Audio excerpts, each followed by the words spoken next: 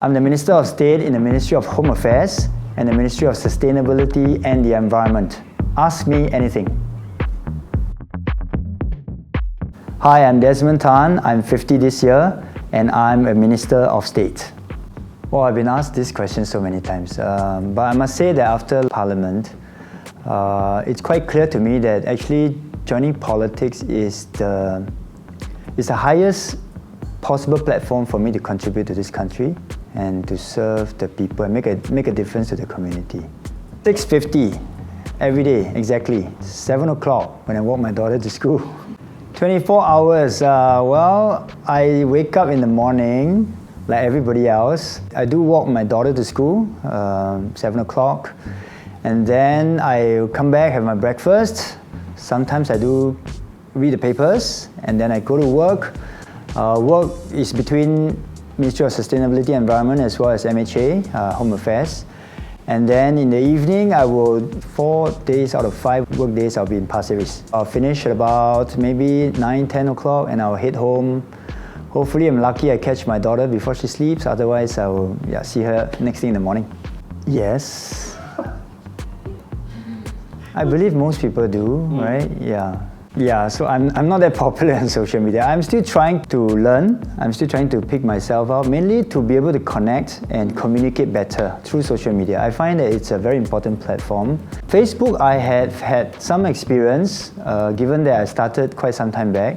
But Instagram is where I started learning a bit more in recent months. You will see a lot of day-to-day nuggets about what I'm doing, mainly with regard to the community in Pasir Ris. Also to the work that I do in the 2 ministries. So I think work is one big aspect. Family is another one. I post quite a fair bit on especially my daughter. I think these are the few areas that will continue to occupy my social media space. For my fans on Facebook and Instagram, please continue to support and thank you for your feedback. All the engagements, the likes, the comments, they continue to motivate me to put out more stories for you. I used to run 3 times a week. And then I do statics exercise at home in my own bedroom like 4 times a week. Now you just half everything. Oh, definitely Pasir Ris Park. Pasir Ris Park has the best running route and also environment for anybody to do any form of exercise in. I think it's just about 9 minutes when I was a cadet. Yeah. Yes, I am. Huge fan. As a Man U fan, I will never wear a Man City or Liverpool fan or any other club's fan, jersey, sorry. I was kind of scolded as a young officer. You make mistakes and then you get scolded. And I felt that I was unfairly scolded, right? So as a result, at that time, being impulsive, I thought maybe I should just quit. But then I kind of took a step back and realized that actually, what does this speak of me if I just quit on such terms and such conditions, right? It's like you can't even take a little beating and you just quit like that. I decided if I believe in the organization, in the cause, I should all the more stay long enough to make a change. And from then onwards, I decided I will never quit on a low. If I were to leave an organization, I will choose to leave on a high. Tell my younger self to read more, speak up more. Actually, it would be my grandfather. I've never met my grandfather in person. He passed away before I was born, about maybe a year or 2 before I was born. I would really like to sit down and have a meal with my grandfather to find out, number one, why did he come from China to Singapore? Secondly, what was life like during his time in Singapore and what he went through? And thirdly is basically to find out a bit more also from where he came from, right? What was life like before he came to Singapore? So that would be the conversation I would like to have. That one's quite easy, it's my mother.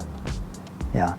So maybe you're expecting me to name somebody, some president, some general, and these are role models. But to me, my mother is my lifelong role model. I learned everything about life, about values, about how to treat others, from her. So would you say that she is the greatest inspiration for you to become who you are today? Absolutely. Things that I keep getting from my residents is how to keep Pasir Ris more green. So I think it's one area that I will put in a lot of effort, gather the residents and mobilize them to try and keep Pasir Ris and keep it as a green and a warm town. Right now it is already. So we have very nice beaches, we have mangrove swamp. I think there's a lot of potential for us to continue to develop it into a more green and more environmentally friendly town. Well, I think our young people are already very interested, or increasingly more and more interested in socio-political issues, including, especially in the areas of the environment, sustainability, climate change. What I want to say is that please continue to push for the areas that you're passionate about. I think you'll make a huge impact to our community, to our society, and to our country. To be honest, growing up, it's not something I think about a lot. But as I grew older, I began to realize its importance because we see all the changes that's happening around us. As a young kid in Singapore, we are familiar with the concept of reduce, reuse, recycle. But as we grow older, then we realize that actually we are consuming a lot, from whence we were, and then you see the environmental changes in terms of the weather and climate. Maybe in the last 1 or 2 years, I would say that I have tried to do my little part in terms of saving water, saving energy, reducing carbon footprint, as well as saving food. So I try to bring you see my water bottle around. I also try to tapao using my own container as far as possible. Not always possible, but as far as possible. But at least reduce the cutlery use. So I think these are the little things that I feel everybody can play a part. It is not just about what the ministry has to do or can do, what the country can do, but I think everyone can play a part in climate change. First is that there's a difference between weather and climate. Okay, so weather is what you get from the Met Service. They tell you today is sunny and it's a very short-term kind of thing. But climate is a longer-term thing. Climate is about over the long term, how the climate is going to change. What's the impact on our existence? And sometimes it has very existential impact, especially for a low-lying country like Singapore. We also have in MSc a Climate Research Center, which actually look at some of this environmental impact on climate change. I wouldn't say it's a lesser-known fact, but it's something that we cannot wait until the next generation to deal with. Although it affects the next generation more than this generation, but it's something that we have to start thinking about and doing something about in these generations. A lot of people are very passionate about recycling, but I think what people do not know that there are a lot of contamination and a lot of wrong recycling that's happening. Actually, 40% of what is being recycled today are actually contaminated. I would say that the simple way to look at it is food and water. Try and reduce the consumption of water, whether we shower or we use it to wash our clothes. Every drop of water counts. I think during COVID, we know that our dependence on other people and our food resilience is also important. Reduce the wastage of food. Third one is in terms of the carbon emission. This morning I took a bus here instead of a drive. Energy, I forgot. Energy consumption is also another thing. Whether we just full blast our aircon for the whole day that we are not using, or we can just maybe turn it off and use a fan instead. Don't just work from home. I think work from home means you can't go to the office. You have to work from home, you work from home. It's good for the community this period, but also don't forget to have a certain routine, right, to maintain a healthy lifestyle and also to continue to interact with other people. Home-based learning student. That's like advising my daughter, right? So I think to continue to maintain some kind of structure, will be useful.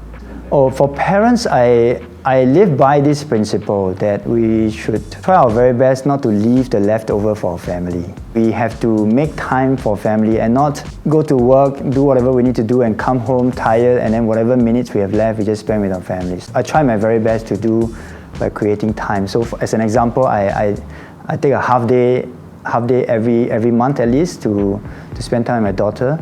That day I call it her day lah.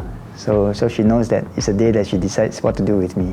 Oh, okay. It has to be the Pasir Ris Park. It's still back to the park. 7 a.m. to 7:15 a.m. That's the most romantic time where the sun just, you see a sun ray coming up and you just walk by the beach. I tell you, this is the best place. I think it's the most romantic place. You mean hair careless routine, careless routine. So I don't do much to my hair. I try to cut it in such a way that it's really low maintenance. Just leave the sideburn and trim the sides. Yes.